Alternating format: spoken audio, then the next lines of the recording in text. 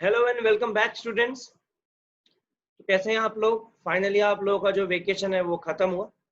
ठीक है, चलो बच्चों, vacation over, back to studies ना। बच्चों, ये जो चैप्टर है अपना सिविक्स का चैप्टर नंबर 1 है, पावर शेयरिंग। इसको अपन ने स्टार्ट कर रहे हैं आज। ये चैप्टर अपन ने कुछ बच्चों ने पढ़ा हुआ है ऑलरेडी। आई गेस इसको अपन ने एक बैच में कंप्लीट भी किया हुआ है, बट दूसरा बैच जो इसमें कंप्लीट नहीं हो पाया था, और भी बच्चे हैं जो उस टाइम पे पढ़ नहीं पाए थे। ठीक है, तो अपन ने इस चैप्टर को फिर से स्टार्ट किया है ताकि जिन लोगों का रह गया वो इसको इस टाइम पे जो है वो कवर अप कर सके।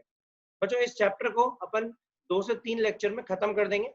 ऐसा ज्यादा इसमें लेक्चर पढ़ाने वाला अपना कंटेंट जो है अपन ऑलरेडी जो डिलीवर कर चुके हैं, एक तरीके से अपन उसको रिविजन कर रहे हैं।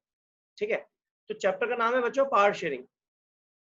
पावर शेयरिंग जो बेटा बच्चों लोग अपन जो पढ़ने वाले इस चैप्टर में वो यही है कि अगर जो पावर्स हैं वो प्रॉपर तरीके से शेयर की जाए, जो अपना सेंट्रल गवर्नमेंट है, जो अपना स्टेट गवर्नमेंट है, या फिर अपना जो हिटलर था लास्ट ईयर अपन ने पढ़ा था, अगर जिस उसके पास जो पावर्स थी अगर वो शेयर करी जाए, या सेंट्रल गवर्नमेंट जब अपनी पावर शेयर कर रही है स्टेट गवर्नमेंट से, तो कौन सी बेटर है? ठीक है, पावर शेयर करना सही है या गलत है, ये अपने को इस चैप्टर से आज पता पड़ेगा। चलो आओ बच्चे, इसको अपन स्टार्ट करते हैं।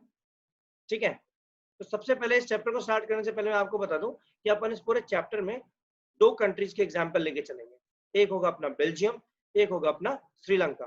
ठीक है, अब अपन बेल्जियम से स्टार्ट करते हैं। सबसे पहले अपने को बेल्जियम के बारे में थोड़ा बहुत जान लेते हैं कि बेल्जियम में कितने तरह की कम्युनिटीज थी, किस तरीके से वो रह रहे थे, क्या उनका फ्रैक्शन था। ठीक है, उस फ्रैक्शन से जानने से पहले आपको छोटा सा अगर मैं एक बात बताऊं, जो बेल्जियम की पॉपुलेशन थी ना उस टाइम पे, बेल्जियम की जो पॉपुलेशन थी वो अपनी इंडिया की स्टेट हरियाणा की जस्ट आधी थी। मतलब हरियाणा में 2 करोड़ की पॉपुलेशन है, तो पूरे बेल्जियम के अंदर जस्ट 1 करोड़ की पॉपुलेशन है। सोचो, एक यूरोपियन कंट्री, ठीक है, उसकी पॉपुलेशन कम है अपनी एक स्टेट से, वो भी एक हरियाणा से। ठीक है, अभी उत्तर प्रदेश और राजस्थान की तो बात ही अलग है। फिर अपन 4-5 बेल्जियम तो लेके घूमते हैं। ठीक है, आया बच्चों समझ में? तो अब बेल्जियम के बारे में आपको पता होगा कि जो पॉपुलेशन है वो 1 करोड़ के आसपास है। बेल्जियम, ठीक है, उसके जो आसपास की बाउंड्रीज है, नॉर्थ ईस्ट साउथ वेस्ट जो बाउंड्रीज है वो भी अपने को पता होनी चाहिए। ठीक है, एक होती है अपनी France, Germany, Netherlands and Luxembourg. ठीक है बच्चों, ये याद रखना। जो बेल्जियम की बाउंड्रीज थी वो 4 थी, वही नॉर्थ ईस्ट साउथ वेस्ट, आपकी फ्रांस, आपकी जर्मनी, आपका नेदरलैंड्स, और लास्ट में लग्जमबर्ग।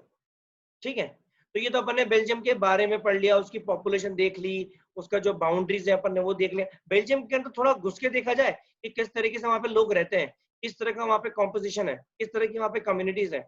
ठीक है, सबसे पहले ये बेल्जियम का मैप है। ठीक है, आप ध्यान से देखिएगा, बेल्जियम के मैप के अंदर अपने अलग अलग एरोज को डिवाइड किया हुआ है। ये अपने को बेल्जियम की कम्युनिटीज बताएंगे कि किस तरीके से जो बेल्जियम है पूरा का पूरा डेवलप्ड है। ठीक है, देखते हैं सबसे पहले क्या है। सबसे पहले जो रीजन है यहाँ पे वो है फ्लेमिश रीजन। 59% पॉपुलेशन जो है बेल्जियम की वो डच स्पीकिंग है, यानी डच बोलती है, जो फ्लेमिश रीजन से बोलती है। Dutch community 59% out of 100%। ठीक है, नेक्स्ट देखते हैं अपन। नेक्स्ट है बच्चों वेलोनिया। वेलोनिया रीजन है। ठीक है, उसके अंदर 40% जो लोग हैं वो फ्रेंच स्पीकिंग है, रिच एंड पावरफुल। अब दोनों में डिफरेंस देखो, जो डच स्पीकिंग है उनके पास एजुकेशन, इकोनॉमिक डेवलपमेंट के बहुत ज्यादा चांसेस है, वो वहां पर एडवांसमेंट पे है। लेकिन फ्रेंच स्पीकिंग की बात करें तो वो रिच है एंड पावरफुल है। ठीक है, तो ये तो हो गया अपना 59%, एक हो गया अपना 40%। टोटल कितना हो गया ये अपना 99%। क्या रह गया अपना 1%। 1% कौन है अपने? जर्मन। 1% जो पॉपुलेशन है बेल्जियम की वो कौन सी हो गई? German speaking. मतलब देखा जाए तो अपना जो एथनिक कॉम्पोजिशन है पूरे बेल्जियम का वो 3 कैटेगरी में डिवाइड हो गया, Dutch speaking, French speaking and German speaking. Dutch speaking कितने हो गए? 59%। ठीक है, फ्रेंच स्पीकिंग कितने हो गए? 40%। जर्मन स्पीकिंग कितने हो गए? 1%। अब बच्चों आप ये मैप में देख रहे हो, एक जो 4th एरो है जो सेंटर में एकदम, वो है बेल्जियम का कैपिटल। ठीक है, उसका नाम है ब्रसेल्स। ब्रसेल्स की अलग ही कॉम्पोजिशन है तो बेल्जियम का कैपिटल, अलग ही कॉम्पोजिशन का मतलब है, आप देखो ध्यान से, जो ब्रसेल्स है उसके अंदर जो डच है वो माइनॉरिटी में। इसका मतलब क्या हुआ? फ्रेंच जो है वह मेजोरिटी में हो गया। बच्चों ध्यान रखना, जो ब्रसेल्स है, जो बेल्जियम की कैपिटल है, वहां पर जो फ्रेंच स्पीकिंग कम्युनिटी थी उसकी 80% पॉपुलेशन है, यानी छोटे से ब्रसेल्स के अंदर 80% फ्रेंच है एंड 20% डच है, नो जर्मन। जर्मन जो पूरे 1% है, आप लोग देख सकते हो मैप के अंदर क्लियरली मेंशन है, वो आउटर साइड में है पूरे बेल्जियम के, ठीक है। बाकी डच स्पीकिंग और अपने फ्रेंच स्पीकिंग है, अपन ने वो देख लिया। अब केस देखो बच्चों कितना डिफरेंट हो गया, मतलब आपका जो बेल्जियम में कंट्री है उसके अंदर डच है वो मेजोरिटी में, लेकिन जो बेल्जियम का कैपिटल है ब्रसेल्स, वहां पर कौन मेजोरिटी में? फ्रेंच मेजोरिटी में। तो एक तरीके से केओस क्रिएट हो गया, है ना, क्योंकि कैपिटल जो होता है उसके पास उसकी पूरी पावर चलती है। जो कैपिटल में होगा, आज दिल्ली है अपना इंडिया का जो कैपिटल है वो दिल्ली। दिल्ली में जो गवर्नमेंट रूल कर रही है, सेंट्रल गवर्नमेंट, वो अपने पूरे इंडिया पे चलेगा, राइट। लेकिन वो कब बनेगी? जब मेजोरिटी उसको वोट देंगे, अगेन राइट। लेकिन मेजोरिटी जो है ब्रसेल्स के अंदर वो तो फ्रेंच स्पीकिंग की है, पर जो कंट्री है बेल्जियम, वहां पे मेजोरिटी किसकी है? वो तो डच स्पीकिंग की है। तो एक तरीके से वहां पे हेवॉक क्रिएट होने लग गया था, इनइक्वालिटी हो गई थी, ठीक है। तो ये बहुत ज्यादा डिस्टर्ब रेशियो था कि किस तरीके से यहाँ पर जो होगा उनको बेनिफिट मिलेगा। क्या डच स्पीकिंग कम्युनिटी जो है वो डोमिनेंसी दिखाएगी अपने फ्रेंच स्पीकिंग के ऊपर, या फ्रेंच स्पीकिंग कम्युनिटी डोमिनेंसी दिखाएगी डच स्पीकिंग कम्युनिटी के ऊपर? तो पहला केस तो बच्चों अपन लोगों ने देख लिया, ठीक है। अब अपन दूसरे केस की तरफ चलते हैं। जो दूसरा केस है वो है अपना श्रीलंका का, ठीक है। श्रीलंका का जो एथनिक वो है कॉम्पोजिशन, वो टोटली डिफरेंट है अपने बेल्जियम से। कैसे डिफरेंट है आओ देखें अपन, ठीक है। सबसे पहले ये अपना श्रीलंका का मैप हो गया, आप लोग देख सकते हैं अपने इंडिया के जस्ट नीचे है, ठीक है, सदर्न इंडिया में पड़ता है। अब यहाँ पे आप देख रहे हो डिफरेंट डिफरेंट एरोज हैं जो अलग अलग पार्टिकल्स के हिसाब से, कलर्स के हिसाब से, ठीक है। अब अपन देखते हैं ये एरोज क्या डिफाइन कर रहे हैं। सबसे पहले देखा जाए अपन ने तो आउट ऑफ 100% 74% जो पॉपुलेशन है श्रीलंका की वो है सिनालीज, यानी श्रीलंकन, ठीक है, जो बुद्धिस्ट रिलीजन को मानते हैं, जो बुद्धिज्म को फॉलो करते हैं। 74%, रिमेनिंग कितना बचा? जस्ट 26, यानी एक तरीके से मेजोरिटी तो श्रीलंकन की हो चुकी है ऑलरेडी। लेकिन जो रिमेनिंग 26% है वो कैसे डिवाइडेड है आओ अपन वो देखते हैं, ठीक है। अब उसमें जो है आउट ऑफ 26%, 18% जो है वो अपने कौन है? टामिल्स, मतलब 74% तो श्रीलंकन हो गए, टामिल्स जो है वो 18% हो गए। अब ये टामिल्स जो है ये भी डिवाइडेड होंगे, ठीक है। कुछ अपने इंडियन टामिल्स जो थे वहां पे काम करने गए थे, कुछ श्रीलंकन टामिल्स होंगे, तो उनका जो फर्दर बाइफिकेशन है वो भी अपन देखते हैं।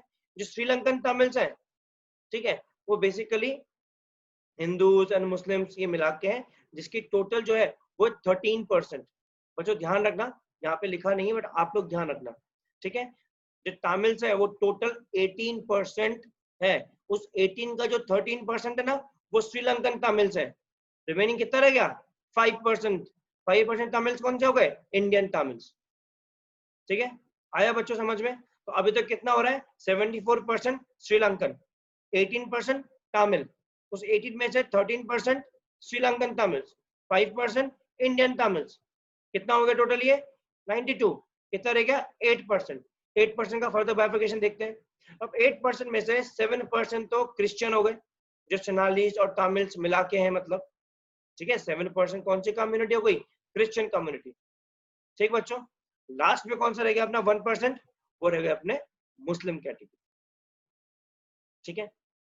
आया बच्चों आप लोगों को थोड़ा बहुत समझ में कि अपन ने दो तरह के कॉम्पोजिशन देखे। एक दिखा अपन ने बेल्जियम में, जिसका केस पूरा ही अलग है कि कंट्री के अंदर जो मेजोरिटी में वो कंट्री की कैपिटल में माइनॉरिटी में, ठीक है, और कंट्री की जो कैपिटल में मेजोरिटी में वो कंट्री के अंदर माइनॉरिटी में, तो वहां पर किस तरीके से प्रॉब्लम सॉल्व की जाएंगी।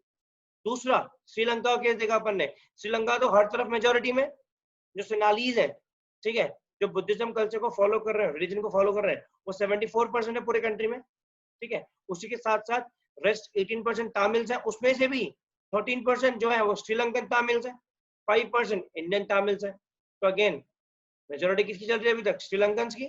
रेस्ट 7% क्रिश्चियन, 1% मुस्लिम। तो बच्चों ये केस तो टोटली डिफरेंट है, यहाँ पे तो मेजोरिटी मेजोरिटी है, वहां पे तो चलो ठीक है, कभी मेजोरिटी कभी माइनॉरिटी, कभी माइनॉरिटी कभी मेजोरिटी, तो एक तरीके से वहां पर अपन थोड़ा बहुत मैनेज कर सकते हैं। लेकिन यहाँ पर कैसे करेंगे? यहाँ तो बिल्कुल ही डिफरेंट है, ठीक है। तो बच्चों आज का जो अपना टॉपिक था ethnic composition of Belgium and Sri Lanka, वो यहीं पे अपना ओवर होता है। ठीक है, आप लोगों को इसका जो कॉम्पोजिशन है वो बना लेना है अपने अपने नोटबुक में, उसको अच्छी तरीके से अंडरस्टैंड कर लेना है, याद कर लेना है। अब इनके जो सॉल्यूशन है कि बेल्जियम में क्या हुआ, श्रीलंका में क्या हुआ, ये अपन लोग नेक्स्ट सेशन में लेके आएंगे। उसमें अपन प्रॉपर तरीके से बताएंगे कि बेल्जियम ने किस तरीके से पावर शेयर करी या नहीं करी, श्रीलंका ने क्या पावर शेयर करी या नहीं करी।